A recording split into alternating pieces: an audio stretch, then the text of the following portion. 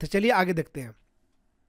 उसके बाद जो अगला पॉइंट बन जाता है विचार, अभिव्यक्ति, विश्वास, धर्म और उपासना की स्वतंत्रता।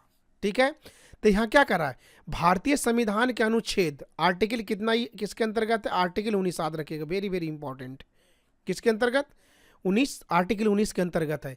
व्यक्तियों को 6 लोकतांत्रिक स्वतंत्रता तथा, ठीक है, आर्टिकल 25 से लेकर 18 तक इसके अंदर धार्मिक स्वतंत्रता के अधिकार को सुनिश्चित किया गया है।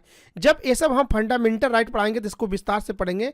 बस अभी जो प्रस्तावना में जो कुछ कुछ शब्द दिया गया है उसके बारे में हम लोग देख रहे हैं। ठीक है, अब देश का संविधान का हुआ पहला कथन है, ठीक है, जिसमें संविधान के बुनियादी मूल्य, बेसिक मूल्यों को, अवधारणाओं को स्पष्ट रूप से व्यक्त किया जाता है। ठीक है, ये हो गया।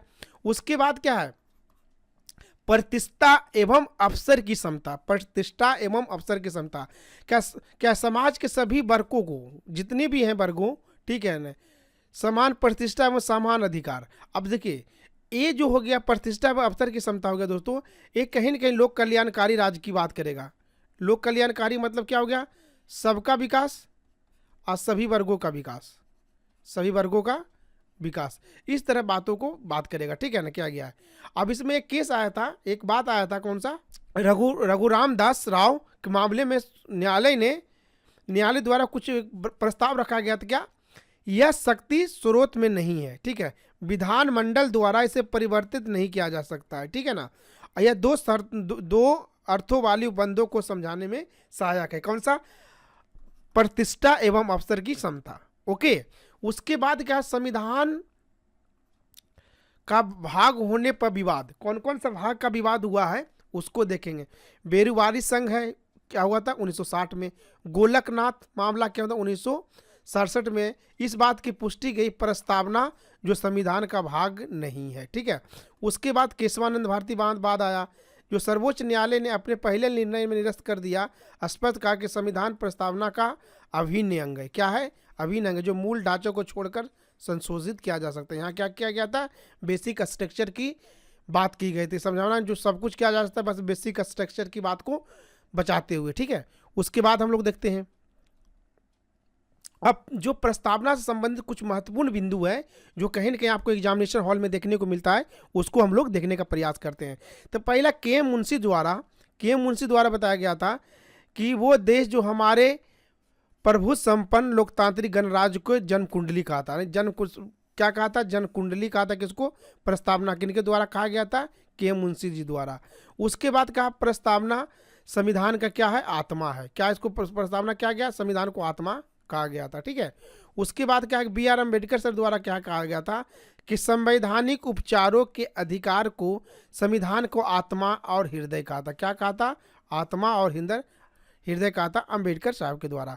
उसके बाद क्या, बी आर अम्बेडकर साहब ने एक बात और कहा था, एक पवित्र दस्तावेज है। ठीक है, प्योर दस्तावेज है। ये एक सब क्वेश्चन जो कहीं ना कहीं आपको एग्जामिनेशन हॉल में देखने को मिलेगा, इसलिए हम इस सब क्वेश्चन को समाहित कर दिए आप लोग के नोट्स में। ठीक है, उसके बाद देखेंगे कि क्या है कि उद्देशिका को क्या है, प्राकृतिक न्याय योग्य नहीं है। ठीक है ना, उसके बाद क्या होगा, प्रस्तावना का उद्देश्य संविधान का भाग जो केशवानंद भारती बनाम केरल क्या है 1973 के बाद में यह स्वीकार किया गया था। इससे पहले बेरूवाद 1960 में उद्देशिका को संविधान का भाग नहीं किया गया था। आगे देखिए क्या हुआ। उसके बाद जो अगला केस आया, गोलकनाथ बनाम पंजाब राज्य 1960 के प्रकरण में उद्देशिका को संविधान के मूल ढांचा का कहा गया। क्या कहा गया, मूल ढांचा गया। उसके बाद फिर मुंबई बनाम यूनियन इंडिया के 1994 बाद सुप्रीम कोर्ट ने यह पूर्ण अवधारणा पूर्ण स्पष्ट किया कि उद्देशिका संविधान का भाग है तथा इससे क्या है, पंथ निरपेक्षता संविधान का मूल लक्षण है। ठीक है, इस तरह का वीडियो आपको देखने को यहाँ मिलेगा। ठीक है ना, इसके बाद क्या है, निम्नलिखित में से किसने भारतीय संविधान की प्रस्तावना को हमारे संप्रभु प्रजातांत्रिक गणतंत्र के जन्म कुंडली का, तो इसका आंसर कौन सा हो जाए, के एम मुंशी। ठीक है, ये हो गया।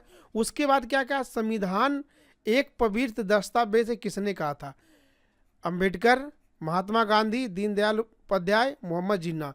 ये 2 बार क्वेश्चन पूछा गया, एमपीपीसीएस यूपीसीएस, तो ये किसका आंसर कौन सा हो जाएगा, डॉक्टर भीमराव अंबेडकर द्वारा। ठीक है, थैंक यू फॉर वॉचिंग।